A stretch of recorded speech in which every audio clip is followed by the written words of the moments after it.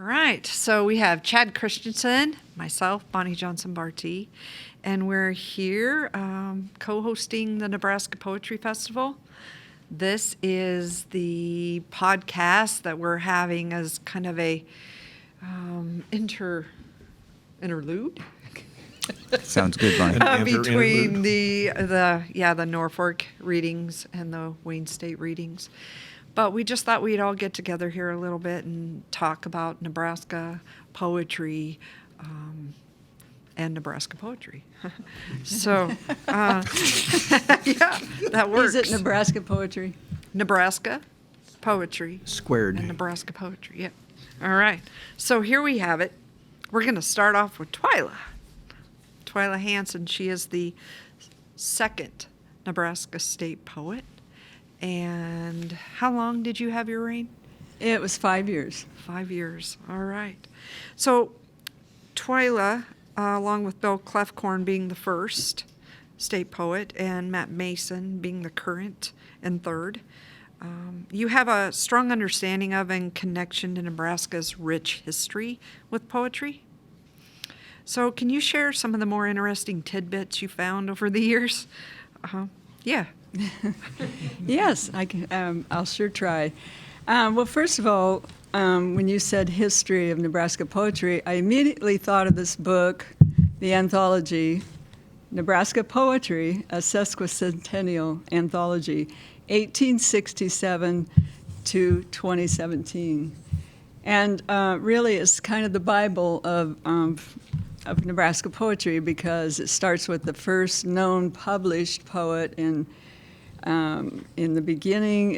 They're published by birth date, and so it goes. The first poet is Erasmus Charles Dake, D-A-K-E, and it goes up to the very present with Kelly Weber and Cassandra Montague. So it's really interesting. 80 poets are all in here. So if your library doesn't have this, there's something wrong with your library. Seriously, because students will see this. This will be a Bible that, 5 years ago, but it's timeless. So.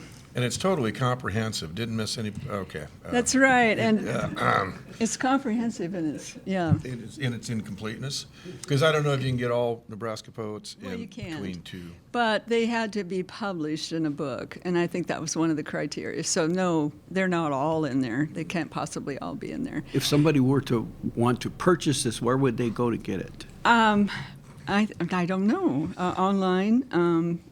It was published by U.S. SFAUS, whatever that is. Yes.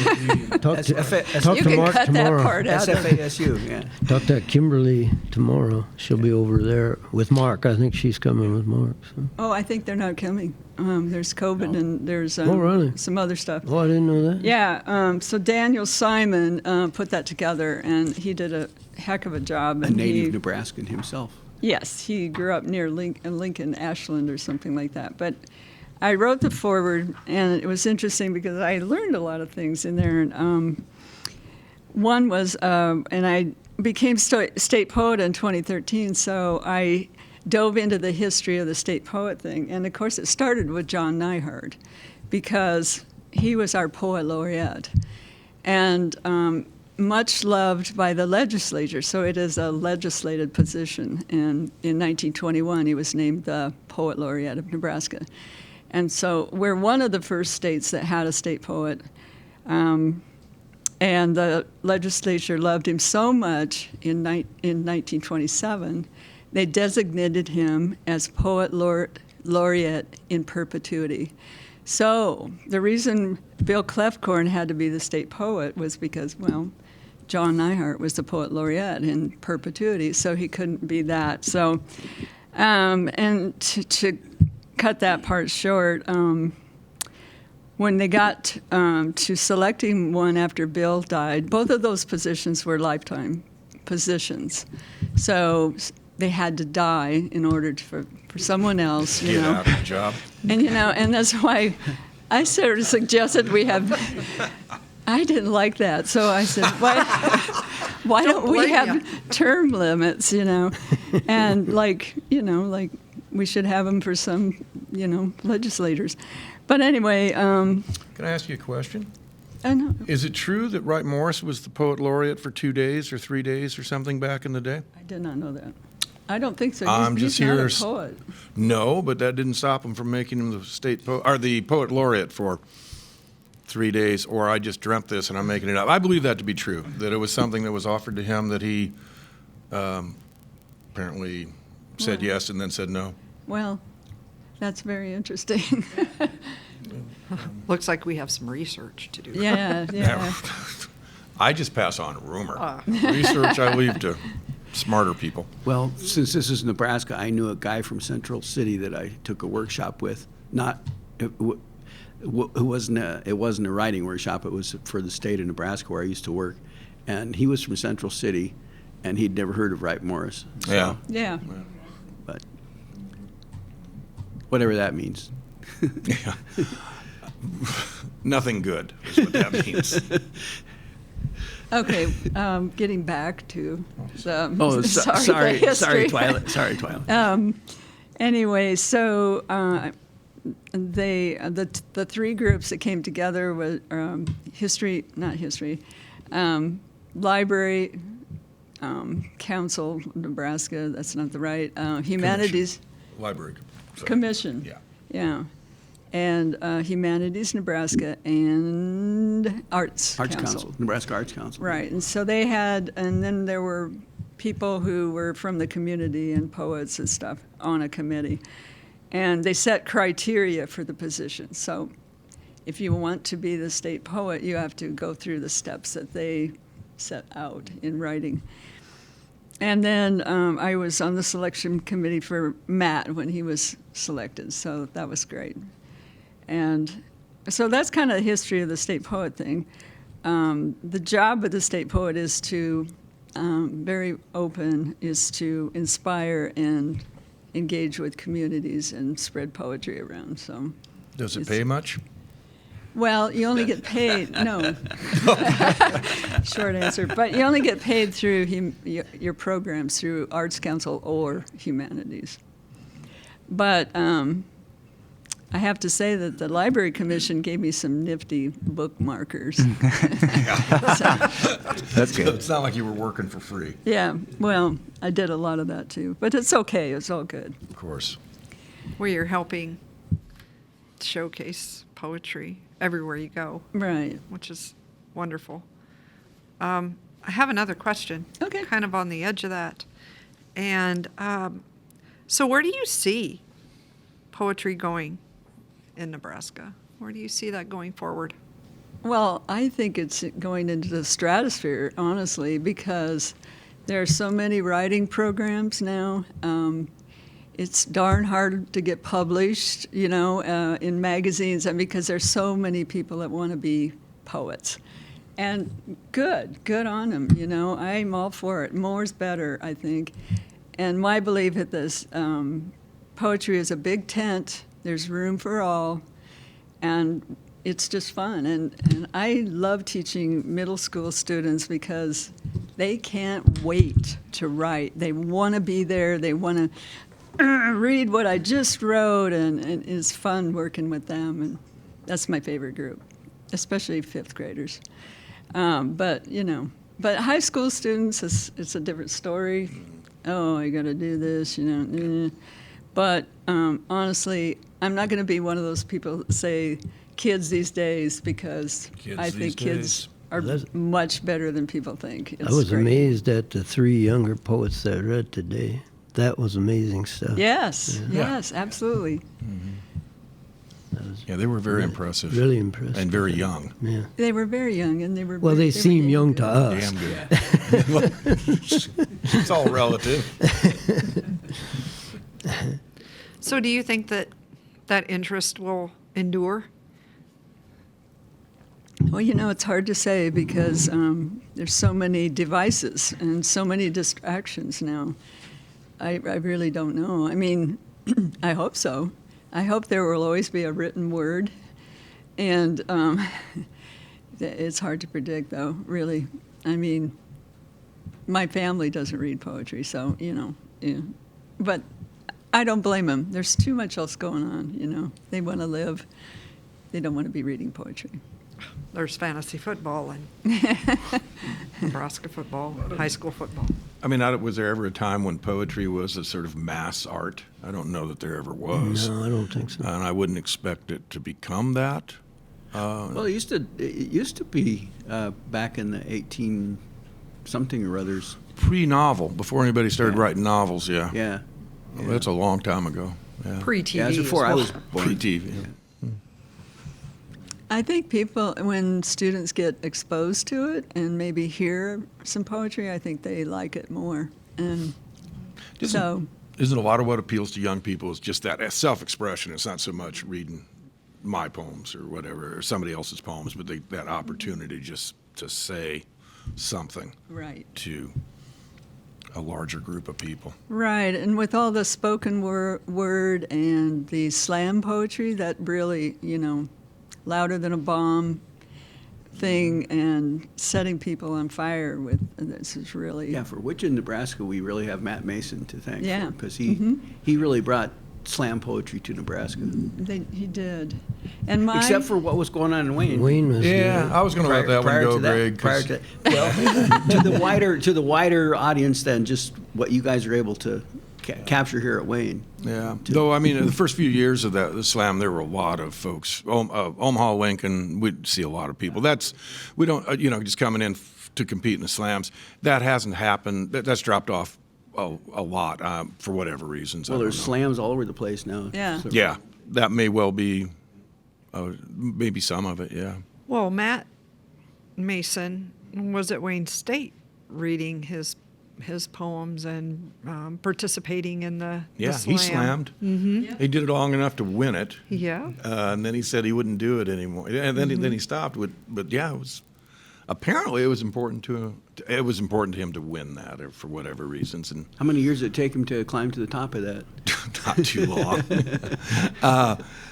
Not long. But no, it was once he started competing, yeah, pretty quickly thereafter he slammed a couple times and he walked away with the prize. And then he was off to nationals and Yeah. even bigger and better things, yes. Which is, the Wayne State Slam is different than the nationals in the way they run them and the way the scoring works and who the judges are. And, Lisa Sandlin and I created that we didn't know. Neither of us had ever been to a slam, so we kind of just made up the rules. And I think they're pretty good rules, but they're not consistent with national slams rules. But we've just stayed with them, unless Chad's going to change them all tomorrow night. No, they'll stay the same. They get the job done, Yeah. right? I mean, Yeah. students love it. It keeps growing, keeps getting bigger. So WSC has always done things its way. that's right. That's there you right. go. I would like to turn this over to Neil here. Like Twyla, Neil has also been deeply embedded in the vast poetic talent of Nebraska. And as a lifelong native of Norfolk and a past creative writing instructor at Northeast Community College, what can you tell us about the deep heritage of poetry right here at home? Well, Elkhorn Review was the thing that kind of started things. It was when Red Shuttleworth came here, I think. I think he was the spark behind it because Larry Holland and Barbara Schmitz were already here. They were instructors of mine.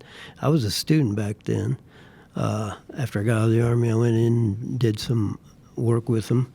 But it wasn't really big poetry thing going on. It was creative writing, I was writing fiction, things like that. But I think Paul sparked an interest in it, and then Larry was really good about picking up on stuff. Jim was Red's neighbor, Paul Shuttleworth's neighbor, and I'm sure you guys kicked ideas around about writing. You had conversations and stuff. I heard a lot of monologues about writing. It was interesting. Red always thought originally about writing, and I think it was Red was the spark behind the first Nebraska the Elkhorn Review and that first review. Nebraska Poetry Festival. It got Larry's interest, and together they started. And Barbara was listed as the first in '84, the editor as well. So she must have been involved in that too by that time.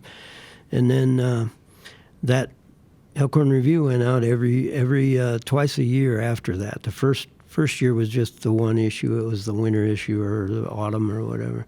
And then they did 2 issues a year for the next 4 years, and then a final issue in '89.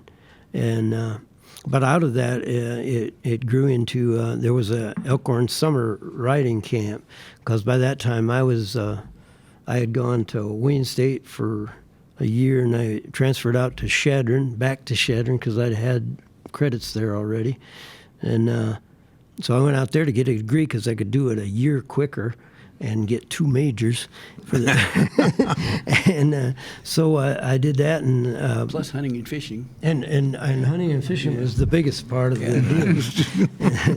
But while I was gone, they were doing this stuff. So I wasn't really a part of it. But I came back that first for the first Elkhorn Writers Conference. That was in '85. I was a student in that, and you were brought in as one of the instructors in it. Amy Cook, William Clefcorn, and Barbara Schmitz. That sounds about right. think- Your memory, I'm sure, is better than mine. I don't think my memory's any better, but I went through some of the issues.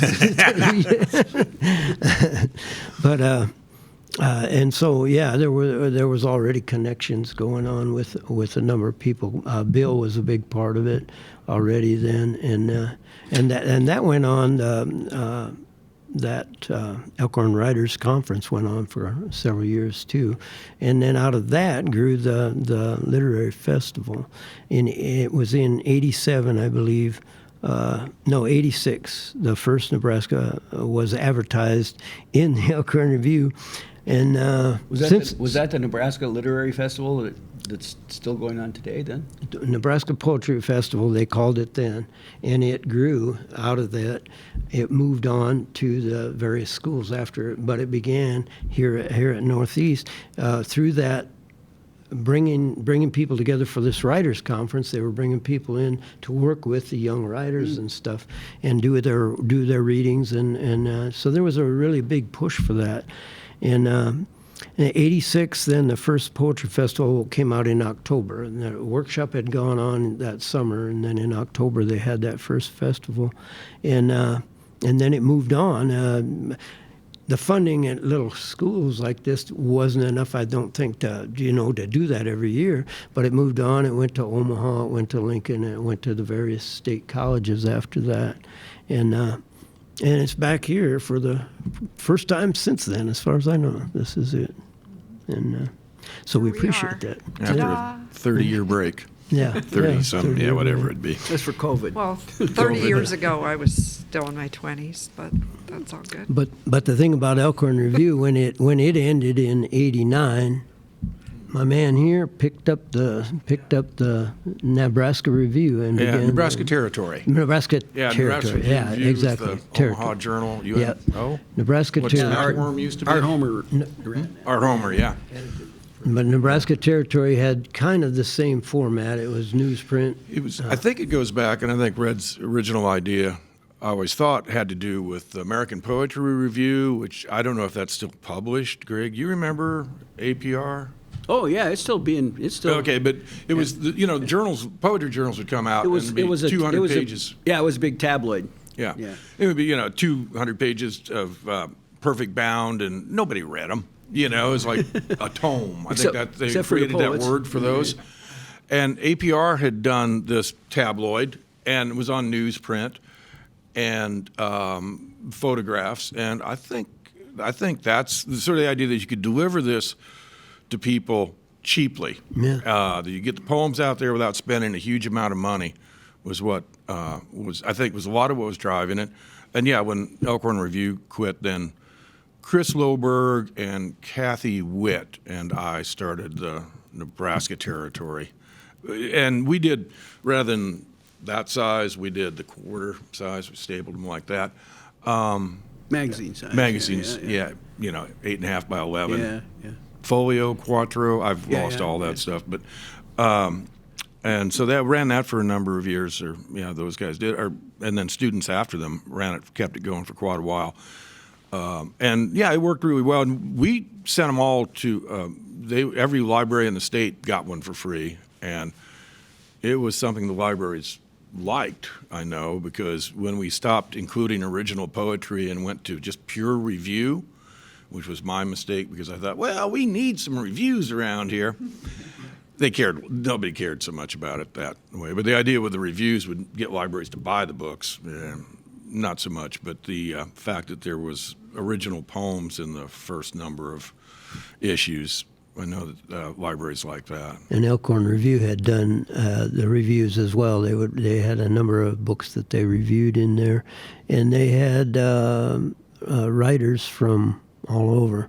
Yeah. I mean, we brought in people from Harry Humes and I remember Harry Humes was a big contributor. coal mines out in where was it? In Pennsylvania coal mines, and That's one on the East Coast there. Right? way out east, wherever east is from this. I'm mixed That was a up. political joke, Neil.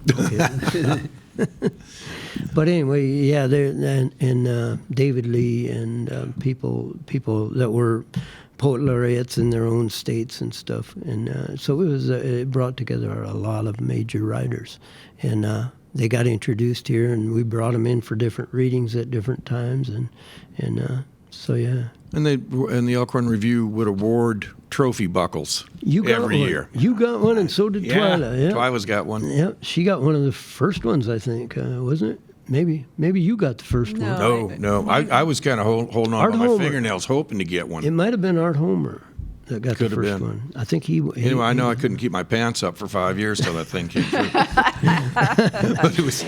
it was just novel enough, to get a big old trophy rodeo buckle for Who all poems. got those rodeo buckles? We had Zarziski, right? Zarziski, yeah. Paul Zarziski was Homer. another writer that they brought in. And, Twyla, JV.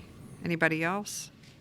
Just the four? He Oh, sorry, Craig. he called Barbara Schmitz what's Miller Williams' daughter's name? She's a singer. Oh, yes. He called her the so and so Miller of Lucinda. Lucinda Williams Yeah, of American poetry. nice. That was a nice blurb he wrote. Wish somebody would call me the Lucinda Williams. Do you want me to? Maybe just once All in right, my life. Lucinda. We had talked a little bit about getting more poems to more people, and that really only happens with presses. And I think Chad's got some questions about. our I do, press. Bonnie. I do. Look at that! Just slid right into that. He was champing at the bit. I'm ready.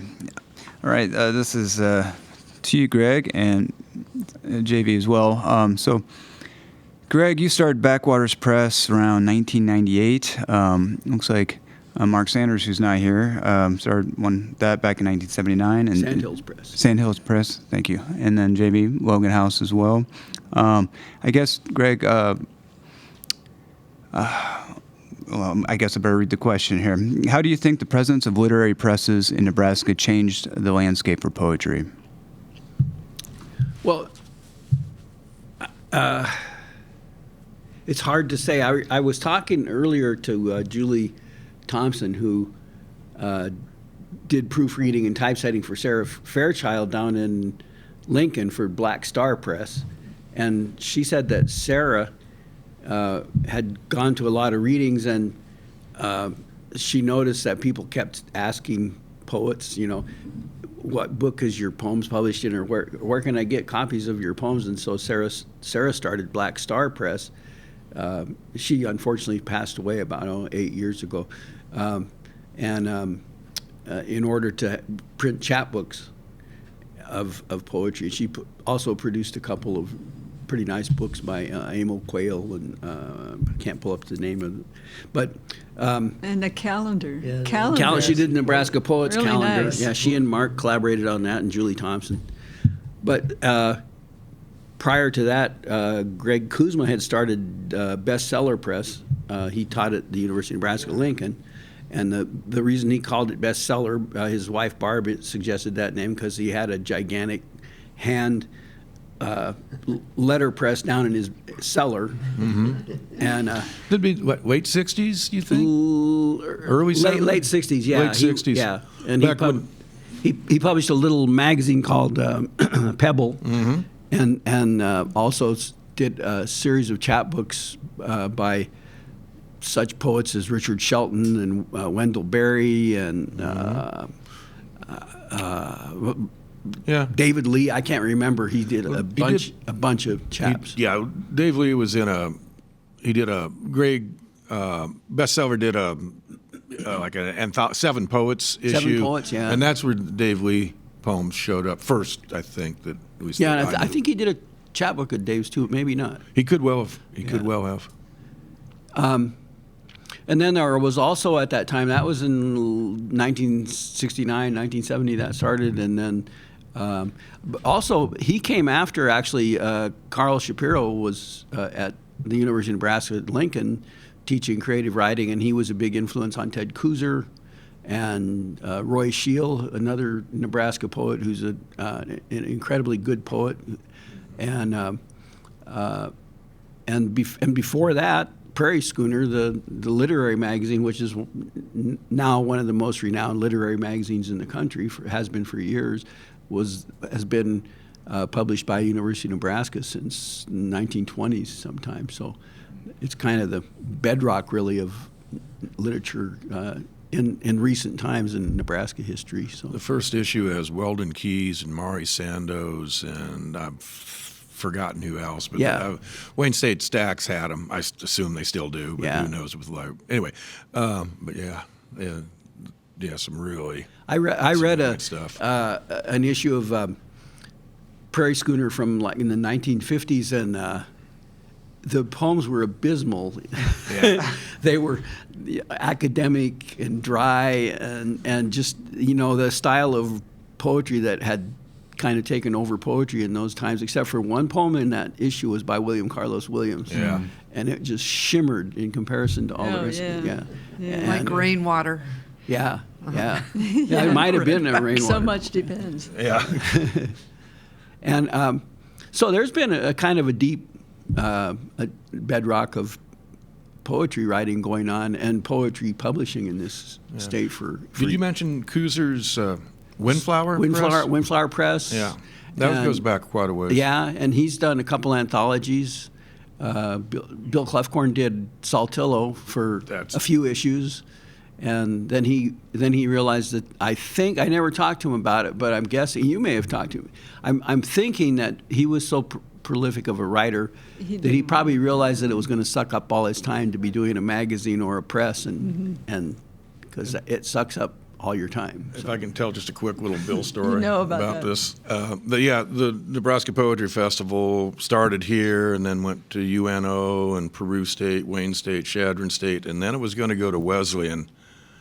And did I go think to way, like a couple months before it was supposed to happen, Bill fessed up, and I think he realized that, that was going to take way too much time away from his writing. And, Yeah, yeah. And He was a smart guy. Yeah, he was smart about that. The only one of us here who is smart enough to get out of publishing. Well, you did later, so you finally got out of publishing. I got fired. Well, then you were a fortunate I one. fired myself. But no, it's, Well, you moved from that to Lone Willow, or no, Yeah, well, yours Fred, at Logan House. Yeah, Logan House. I was thinking of Fred. yeah, Frederick Jeddick did. There was another one that did Lone Willow that was. He took Lone that over Willow. from a guy whose name I can't recall. He passed away, and Fred took it over. Fred's now deceased. Yeah. those are beautiful They chapbooks. Beautiful little chapbooks. Yeah. It's He did one of mine. congratulations. Never did one. No, congratulations. I think we've kind of lost our. I've thought over the years that we've lost our taste for chapbooks. I mean, there's still chapbooks around, but there used to be a lot more. There used to be a lot more of them, and people would do a lot of chapbooks, and I don't see them like that. And I'm not sure exactly why. I know you can't move them through Amazon and. Well, I think you can if you have an ISBN number on them. That, you know, Oh, you have- okay. If you have the international standard book number on them, Yeah. I think that Amazon requires that. Yeah, I'm sure they Yeah. do. But And the Nebraska Poetry Awards, you have to have an ISBN number. Yeah. But it can be on a chapbook. And one thing that we didn't mention, back in the 60s with the advent of copy machines, before that people were printing poetry handouts and stuff on ditto machines. If you guys remember, those are things that you used to like to smell the ink, you know? And those were purple and you needed a sheet to...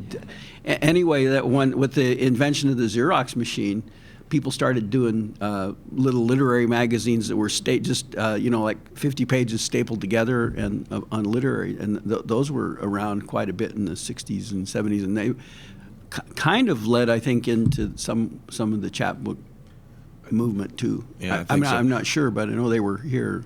And before that, with folks like Kuzma who had the actual press. Yeah. That's how if you weren't Yeah. going to do a Xerox or a Mimeo or a Ditto, you had to actually have a press and a huge amount of work and just typesetting. Yeah, yeah. And so it was hard to get a chapbook because it required so much energy but they were gorgeous. Yeah. They were often really beautiful. And there still works of are a art. few small presses around in Nebraska. Brady Press is one I know of for sure that morphed into They're more of a fine press now. they were a fine press then too. Mm-hmm. I can't think of the name of her press right now. But also Harry Duncan, one of the premier. Yeah. When he died, Time magazine had an article on Harry Duncan. He came here from Iowa City, I believe, and he ran Cummington. Cummington Press, which he brought from Massachusetts, which he then ran at the University of Nebraska at Omaha as Abattoir Press, Right. which means in French for slaughterhouse. Yeah. A hopeful Oh, geez. name. For, Yeah. And then out of that, Bonnie, Art Homer's wife, Bonnie. not Bonnie. It was Wasn't it Bonnie? Allison Wilson. Allison Wilson. Yeah, ran- Bonnie. You're right. Yeah. Bonnie Allison Wilson. Yeah, ran. I can't remember the name of that press. But that Nocila. was- What was it? I think it's Nocila, and I may have that wrong. Nocila. Okay, No, that sound Nocila. right to you? Yeah. One of the problems with interviewing a bunch of Of old elderly people. Gregs and me. We need those. We need those kids. Somebody The gotta ones keep who can remember something. But yeah, Nocila. Yeah, Kids would- weren't there. Yeah, that's true. They, So you could really get away with saying yeah. anything. you Oh, it want. was Allison backwards. Nocila. Oh, that's what that is. Yeah, yeah. Never figured that Yeah. one out. And Denise Brady, who started Brady Press and then later started. She's Harry Duncan's son is a big supporter of the press that evolved from it. I can't think of the name of that. Did anybody are those fine press books? Are the fine press is still really pretty active. I'm just kind of ignorant. I haven't seen much, but Omaha for a long time was such a center of that, and I don't have the sense that there's as much of that going on. But I just might be out of another loop. Yeah. Out of several. I think. me too. I think Denise does broadsides. Gibraltar Press. Yeah. Broadsides, and then it was paired with art and stuff like that. I've been to some of those shows. Yeah, yeah. Yeah, she did one of Mark Sanders, as a matter of fact, Oh, yeah. 4 or 5 years ago. I was going to bring in Mark. Nice lead in.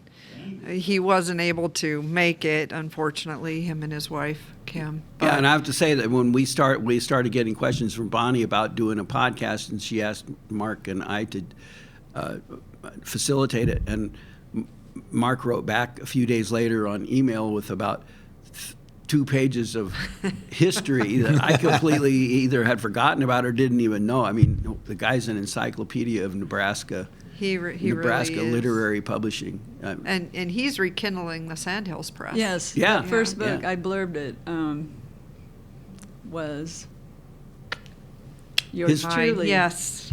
His first her book. Truly. Her truly. Yeah. Oh, Hers truly. Hers Yeah. truly. He relaunched it with Oh. my book. oh, cool. Yeah, Well, Cord good for Blood. you. Good for Thank you. Thank you. Twyla was kind enough to blurb for me, so that's Oh. She'll blurb for anybody.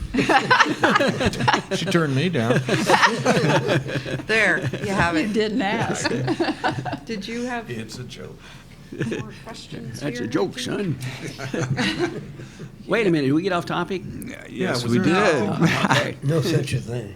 I do have another question here, and this looks like it's aimed at you, JV, but I'm sure the rest of you can jump in as well. But as one of those lucky individuals who spent time with Bill Clefcorn, can you tell us a little about him and what do you think was the biggest impact, his biggest impact on poetry, Nebraska's in particular? It's too any answer. I mean, I'll give you an answer, but I mean, anything I say is going to be insufficient in terms of Bill And BS. But yeah, I mean, Just BS. Yeah. yeah, Bill was, first of all, always found him to be just an absolutely wonderful human being, and that's not a bad. As a poet, that's not bad because sometimes that's not the case. But just really generous with his time, a distinctive voice, Baritone. a hell of a vision, and he married those beautifully, and he was kind to all the young. He was kind to young poets and old poets and non-poets. A great pleasure to be around. I had read some of Bill's poems before I'd heard him read, and real early. And I remember, because my taste, I'm not very proud of this, but well, they're okay. First time I heard him read, I was like, oh yeah, this is great. And I never read a Clefcorn poem after that. I still don't read a Clefcorn poem where I don't hear that voice. Yeah. Just a wonderfully decent, generous human being. We're Nebraska poet, and there are others, influences in the state, poets that are older than this group, I guess. But Bill, I think, was attracted a lot of, was so generous with young poets, and I think you should be talking about Bill Well, as an influence. Well, yeah, he was my first writing teacher and a mentor, and I felt really lucky because he was so kind. I mean, the first time I came into the classroom and I got tuition free at Wesleyan, so I took this class. because tell us why you got free tuition. Because I was an employee there. I'm a horticulturist by training, and I was in charge of the campus landscape. But anyway, walk in, and he jokes around. He sits on the table, and he reads some of his stuff, and then he goes, okay, well, that's enough for today. When you come to class on Wednesday, bring a poem you've written. And I just sat there like, oh, my God. I mean, I could feel the electricity going through me. Yeah, because I'd never written a poem. And so, but he was so kind. He would find the one thing in a shitty poem and just like, that's really good. a half a line. Yeah. And he wouldn't say the rest Or of it. a term. sucked. Yeah, But Tom, this is the one thing. and And he kept encouraging you through that one line. Oh, that's a good stanza, I mean, so, but you would say, well, you need to maybe beef it up over here. But I loved his definition of poetry, one of them, and I have it in this intro, that he said, he defined poems as words highly distilled, nibbling at the edge of something vast. Oh, yeah, nice. And that struck me, that I kind of would, when it's stuck for something, to write, I was thinking, nibbling on the edge of something vast. It's just stuck with me all these years. And he was a prolific poet. Oh, my God.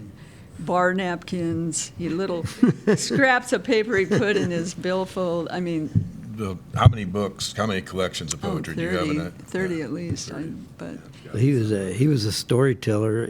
I remember you would know where the poem started because he'd be telling this story, and pretty soon he's doing the poem. It was amazing. I was like William Stafford was that way too. Yeah. He read at UNO one time, and Is that right? yeah, and I was in the audience and I couldn't tell. Oh, he's actually in the poem now. and David Lee is that way too. Yeah. He had his poems memorized, but he would hold the book. Yeah, security blanket. Yeah. Balance. Anyway, that's off topic. No, with Bill, Stafford, I haven't never heard Stafford, but yeah, I was amazed. Or the first reading or two I heard from Bill that he'd be talking about whatever, and whoa, okay, now we're in the poem, and I don't remember a transition. The thing that really always irritated me about Bill was he got the voice, and I mean the physical voice, and I don't think that was fair to the rest of us poets. Yeah, Bill. Yeah, that, really deep. Yeah, Bill. It was. It just wasn't fair. One of my brothers a few weeks ago, we were visiting my mom, and I don't know how we got on Clefcorn, but Rod had been around Bill some and heard him read, and he said his voice was articulated thunder. And I thought that was good. That's a good. I mean, there was a lot of power, and there was a lot of modulation. Yeah, he was wonderful to listen to. Yeah. Tough shoes to fill. I don't think anybody didn't ought to try. try to do that. But I think Bill probably had as much or more influence on younger generations of poets in Nebraska as anybody. There were, Don Welch, Greg Kuzma, certainly, Ted Kuzer, influenced a lot of people. I mean, you worked closely with Greg for years, and yeah, people will speak highly of those poets. And maybe this is wrong, but I think Bill's influence was maybe broader, especially in the state, than Well, and he had most the folks. pulpit too, Yeah.